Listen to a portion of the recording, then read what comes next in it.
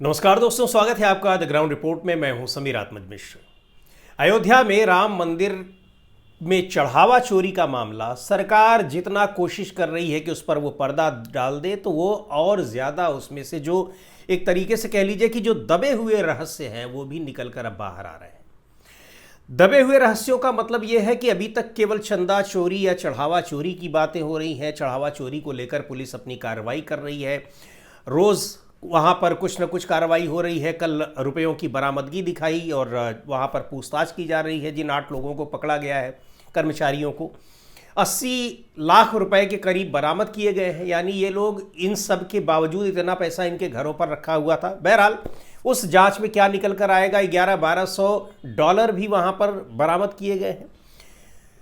सवाल ये है कि इसमें अभी भी जो मुख्य अभियुक्त हैं या मुख्य दोषी हैं, जिनको कहा जा रहा है, पूरी अयोध्या के लोग जिनको कह रहे हैं, उनको बचाने की कोशिशें किस तरह से चल रही हैं। लेकिन अब बचाने की इन कोशिशों पर भी पलीता लगता हुआ दिखाई पड़ रहा है। पूरा जो संघ परिवार है, चूंकि यहाँ पर जितनी नियुक्तियां हुई थी वो सब आरएसएस के सर्टिफिकेट से हुई थी, आरएसएस के लोगों के सर्टिफिकेट से हुई थी। अनिल मिश्रा, चंपत राय, गोपाल राव ये नियुक्तियां जरूर कर रहे थे कर्मचारियों की। 1600 के करीब कर्मचारी वहाँ पर काम करते हैं अलग अलग उसमें, और ये सारे लोग इनके लोगों की सिफारिश से ही नियुक्त हुए थे। और सिफारिश तो वो कर सकते थे, लेकिन सिफारिश करने के लिए ये ज़रूरी था कि कहीं न कहीं इन सब की का एसोसिएशन, जुड़ाव वो संघ परिवार से रहा हो, विश्व हिंदू परिषद से हो, संघ से हो, बजरंग दल, ये सारी चीज़ें। अब यहाँ 2-3 बातें आ रही हैं कि अब चूंकि पूरे अयोध्या में सबको पता है कि ये संघ के बड़े बड़े जो ट्रस्टी हैं, ट्रस्ट के मेंबर हैं, चाहे ट्रस्ट के महासचिव हैं चंपत राय, ये लोग वहाँ पर क्या कर रहे थे, कैसा खेल कर रहे थे। और ये खेल इन लोगों को, जिनको पकड़ा गया है और अभी बहुत सारे अभी भी पकड़ से बाहर हैं, उन लोगों के जरिए खेला जा रहा था। टिन्नू यादव के जरिए कैसे उस पूरे मंदिर की प्रशासनिक व्यवस्था को एक तरीके से बिल्कुल कैप्चर कर रखा था चंपत राय ने। बहुत सारी चीज़ें आई हैं, कई घटनाएं, ये तो अपनी जगह है। अभी खबरें ये भी आ रही हैं कि वहाँ वीआईपी दर्शन की व्यवस्था की गई थी। उस वीआईपी दर्शन के नाम पर लाखों रुपए रोज़ वहाँ पर ये लोग पार करते थे, जिसका कोई हिसाब नहीं है।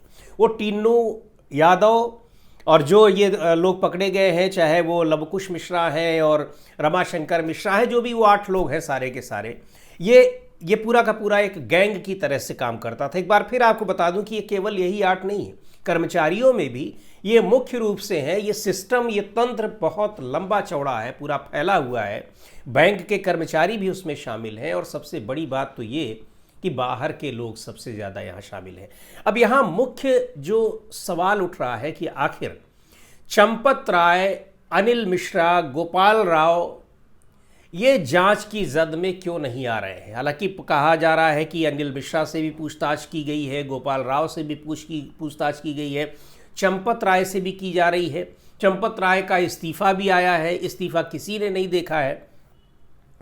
अब ट्रस्ट के भीतर से भी आवाज़ें उठने लगी हैं। महंत दिनेंद्र दास हैं, वो सीधे सीधे आरोप लगा रहे हैं कि गोपाल राव की मनमानी हो रही थी, ट्रस्ट के और लोगों पर भी मनमानी का आरोप लगा रहे हैं।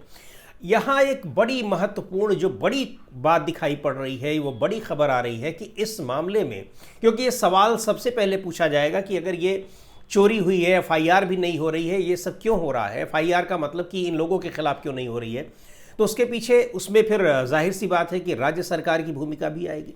क्योंकि ट्रस्ट के जो सदस्य होते हैं उनमें वहाँ के जिलाधिकारी भी होते हैं, सरकार के नुमाइंदे भी होते हैं। बड़ी खबर अब यह है इसमें कि इस पूरे मामले में संघ परिवार तो बुरी तरीके से इसमें घिरा ही है, भारतीय जनता पार्टी घिरी ही है, लेकिन इस मामले में उत्तर प्रदेश सरकार और बीजेपी की केंद्र सरकार, यानी केंद्र सरकार में आपको पता ही है सिर्फ 2 लोग होते हैं, एक है प्रधानमंत्री नरेंद्र मोदी और दूसरे हैं अमित शाह, गृह मंत्री अमित शाह। तीसरा कोई केंद्र सरकार में महत्वपूर्ण व्यक्ति नहीं है। बाकी उसमें कोई कुछ भी कह दे, कोई वो बयान दे दे, कुछ भी कर दे, उसका कोई मतलब नहीं होता है। जो फैसले लेने होते हैं वो ये 2 लोग लेते हैं, नाम की कैबिनेट मीटिंग होती है। अब इन दोनों लोगों की भूमिका को लेकर बड़े सवाल उठ रहे हैं। पूरा का पूरा एक नया शब्द वहां पर सुनाई पड़ रहा है अयोध्या के तमाम लोगों। कल मेरी उनसे संतोष दुबे जी से बात हो रही थी, जो धर्म सेना के प्रमुख हैं, कार सेवक रहे हैं, उसके अलावा पूरे मंदिर निर्माण आंदोलन से रहे हैं। उनका कहना है कि भाई हमारे जैसे लोग जो गोलियां खाए हैं यहाँ राम मंदिर आंदोलन में, उनको तो किनारे कर दिया गया, कोई पूछता भी नहीं है, और गोलियां चलाने वाले व्यक्ति को मंदिर निर्माण समिति का सर्वेसर्वा बना दिया गया। यानी नृपेंद्र मिश्रा की वो बात कर रहे हैं। बहरहाल नृपेंद्र मिश्रा तो खुद ही इसको चढ़ावा चोरी को डकैती बता चुके हैं कि ये क्या कितना बड़ा घोटाला है। लेकिन यहाँ ये सवाल सब पूछ रहे हैं, और लाजमी भी है पूछा जाना, कि आखिर उत्तर प्रदेश के मुख्यमंत्री योगी आदित्यनाथ कोई कार्रवाई क्यों नहीं कर रहे हैं। जो एसआईटी भी बनी है वो दिखाई पड़ गया कि उस एसआईटी का मतलब क्या था। जो 3 अफसरों की जो कमेटी बनी थी वो ले गई, अपनी रिपोर्ट भी दे दी। सुनने में आ रहा है कि वो फिर से जांच शुरू कर रही है, लेकिन कोई उसका मतलब नहीं है, इसलिए कि उसकी रिपोर्ट किसी को नहीं पता है। पर इसमें बहुत सारी खबरें अंदर की हैं, और वो खबरें ये हैं कि रिपोर्ट में बाकायदा चंपत राय, अनिल मिश्रा, गोपाल राव, इन सब की भूमिका का बहुत ही विस्तार से उसमें वर्णन है। बताया गया है क्या क्या कुछ किया है इन्होंने, पता नहीं, चूंकि रिपोर्ट किसी ने देखी नहीं है, लेकिन ये खबर है। और रिपोर्ट इसीलिए सार्वजनिक नहीं की गई है कि योगी आदित्यनाथ को लग रहा है कि सरकार, केंद्र सरकार, चूंकि ट्रस्ट का निर्माण गठन उसी ने किया है, वो ट्रस्ट को ही भंग कर दे, नए सिरे से ट्रस्ट का गठन कर दे, उसको रीस्ट्रक्चरिंग कर दे, या फिर कम से कम इन तीनों के खिलाफ कोई कदम उठा ले, चंपत राय को यहां से निकाल बाहर कर दे। वो इसका इंतजार कर रहे हैं। लेकिन केंद्र सरकार ये काम नहीं कर पा रही है। इसलिए नहीं कर पा रही है कि एक, जो मैंने कहा, एक शब्द का, एक टर्म का इस्तेमाल वहां पर हो रहा है, गुजरात लॉबी। इस गुजरात लॉबी में आपको पता ही है कि ये गुजरात लॉबी कहां से संचालित होती है और इसमें कौन लोग हैं। तो संचालित तो होती है ये प्रधानमंत्री नरेंद्र मोदी और गृह मंत्री अमित शाह से, जो पूरी सरकार चला रहे हैं, पूरा देश चला रहे हैं, पूरी व्यवस्था चला रहे हैं, पूरा बिजनेस चला रहे हैं। इनके ही ज़्यादातर इन्हीं की सिफारिश से, वो संघ के लोग थे, सब कुछ था, वो अलग बात है, लेकिन बड़े बड़े जो लोग आए जिन्होंने छोटे लोगों की नियुक्ति की, ये सब इन्हीं दोनों लोगों की सिफारिश से आए। उसमें संघ की भूमिका भी है, लेकिन जिनको इनका सर्टिफिकेट मिला, नियुक्तियां उन्हें ही मिली, चाहे वो ट्रस्ट के मेंबर हों, चाहे पदाधिकारी हों, चाहे दूसरे लोग हों, या फिर मंदिर समिति में बाकी लोग। यही नहीं, मंदिर निर्माण के दौरान जिस तरीके से पूरा का पूरा घपला हुआ है, घोटाला हुआ है, वहां पर मंदिर निर्माण इधर हो रहा है, इधर पूरे अयोध्या का जिस तरह से सुंदरीकरण हो रहा है, तमाम चीज़ों के ठेके बड़े लोग, यानी कुल मिलाकर इसका जो लाभ था, आर्थिक लाभ था, वो गुजरात लॉबी को पहुंच रहा था। गुजरात लॉबी के लोग ही पूरा उसको संचालित कर रहे थे। यहां उत्तर प्रदेश के मुख्यमंत्री योगी आदित्यनाथ भी अपने को एक तरीके से पैदल समझ रहे थे, यानी उनकी भूमिका भी बहुत कमज़ोर थी, इसलिए कि उनके आगे वो भी एक तरीके से कहीं ना कहीं उनको भी दबना पड़ा। जहां तक चंपत राय की बात है, चंपत राय के बारे में कहा जा रहा है कि योगी आदित्यनाथ ने अभी नहीं, जमीन घोटाले में जब उनका नाम आया था तब भी उन्होंने चंपत राय को बहुत खरी खोटी सुनाई थी। संतोष दुबे खुद ही ये बात बता रहे हैं। और इसके अलावा उनके साथ मंदिर में आना जाना बंद कर दिया था। बिल्कुल योगी आदित्यनाथ उनसे मिलते नहीं थे, चाहे जितने बार वो अयोध्या जाएं। और उन्होंने केंद्र सरकार से तब भी यही कहा था कि इस व्यक्ति को आप यहां से हटा दीजिए, ये पूरी की पूरी व्यवस्था को नष्ट किए दे रहा है, पूरे तंत्र को। और सबसे बड़ी बात यह है कि लोगों की आस्था को किस तरीके से ये खंडित कर रहा है। ये सारी बातें उन्होंने कही थी, लेकिन चूंकि चंपत राय के पास भी बहुत सारे राज हैं, बहुत सारी चीज़ें हैं, ये सारा कुछ जो खेल गुजरात लॉबी के जरिए गुजरात लॉबी के लिए हो रहा था, वो सारा का सारा खेल उनको पता है कि क्या हो रहा था।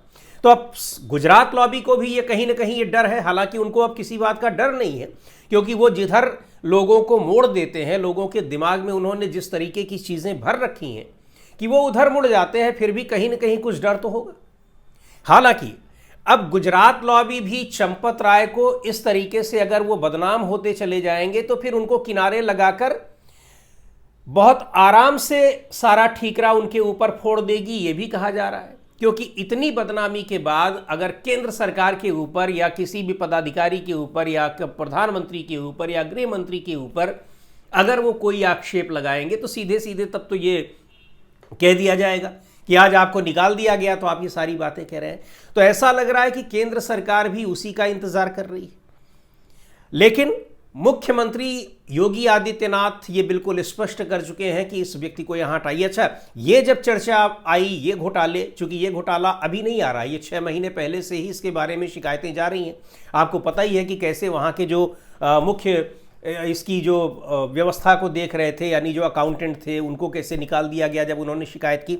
तो तभी से योगी आदित्यनाथ चंपत राय को लेकर बहुत नाराज़ हैं, उनसे बातचीत नहीं करते हैं, वो मिलने भी जाते हैं तो उनसे नहीं मिलते हैं। सरकार के ऊपर वो बार बार दबाव डाल रहे हैं कि इनको हटाया जाए, लेकिन हटाने में वो भी नाकाम हो रहे हैं। एसआईटी की रिपोर्ट को लेकर अब योगी आदित्यनाथ ने भी बिल्कुल स्पष्ट कर दिया केंद्र सरकार से कि जल्दी से अगर इनका कोई फैसला नहीं होता है तो एसआईटी की अपनी रिपोर्ट में सार्वजनिक कर दूंगा और उसमें जितने लोग हैं फिर उनके नाम भी आएंगे, फिर उनके खिलाफ एफआईआर भी होगी, वो जेल भी जाएंगे, सजा भी भुगतेंगे। तो अब योगी आदित्यनाथ भी यहां पर बड़ी मजबूती के साथ डटे हुए हैं। केंद्र सरकार को भी लग रहा है कि अब इन स्थितियों में चंपत राय को बहुत ज्यादा बचा पाना मुश्किल है, तो वो भी अब वेट एंड वॉच वाली पोजीशन में है कि अब इनको खूब जमकर बदनाम पहले हो जाने दो। अयोध्या में किस तरीके का उबाल है, वकील वहां पर आंदोलन कर रहे हैं, इन्हीं के खिलाफ सबसे ज्यादा अगर आवाजें उठ रही हैं तो अनिल मिश्रा और चंपत राय सबसे ज्यादा वहां पर बवाल मचा हुआ है, हंगामा मचा हुआ है। तो अब केंद्र सरकार भी इन स्थितियों का इंतजार कर रही है कि अगर पूरी सारी बातें, सब चीजें चंपत राय की सार्वजनिक हो जाएंगी तो फिर सीधे सीधे इनको कह दिया जाएगा कि अब आप चुपचाप पद छोड़ दीजिए, या तो फिर आपको हटा दिया जाएगा, नहीं तो ट्रस्ट को भंग कर दिया जाएगा, दूसरा ट्रस्ट बनाया जाएगा। और उन स्थितियों में जो चंपत राय अभी अपने को होशियार समझ रहे हैं कि हम ब्लैकमेल कर लेंगे, तो शायद ये फिर इतनी देरी हो जाए कि यहां पर वो ब्लैकमेल करने की स्थिति में नहीं होंगे, क्योंकि जब सरकार का जो तंत्र है फिर वो उनको उस ब्लैकमेलिंग की स्थिति में छोड़ेगा भी नहीं। सीधे सीधे ये आएगा कि आप हटा दिए गए तो अब आपको सारी चीज़ें दिखाई पड़ रही है, पहले आपने ये सारी शिकायतें क्यों नहीं की? तब तो आप प्रधानमंत्री को बता रहे थे कि वो साक्षात भगवान विष्णु का अवतार है। तो बहरहाल देखिए क्या कुछ हो रहा है। लेकिन अयोध्या में इस समय ज़बरदस्त उबाल है, बड़ी नाराज़गी है, लोगों में बड़ा गुस्सा है इस पूरे मामले को लेकर। और एक और महत्वपूर्ण बात, श्रद्धालुओं की संख्या और आने वाला चढ़ावा बहुत ज़्यादा कम हो गया है। एकाएक वहाँ पर ये जो ग्राफ है पूरा का पूरा अगर देखा जाए तो एक तरीके से ये कह सकते हैं कि गिर गया है। इस पर भी हम बात करेंगे, लेकिन आज नहीं, किसी और दिन। आज के वीडियो में इतना ही। अगले वीडियो में फिर मिलेंगे एक नए विषय के साथ, एक नए मुद्दे के साथ। द ग्राउंड रिपोर्ट के यूट्यूब चैनल को आपने अब तक सब्सक्राइब न किया हो तो ज़रूर कर लें। हमारे वीडियोज़ को लाइक करें, शेयर करें और अपने सुझाव भी हमें ज़रूर भेजें।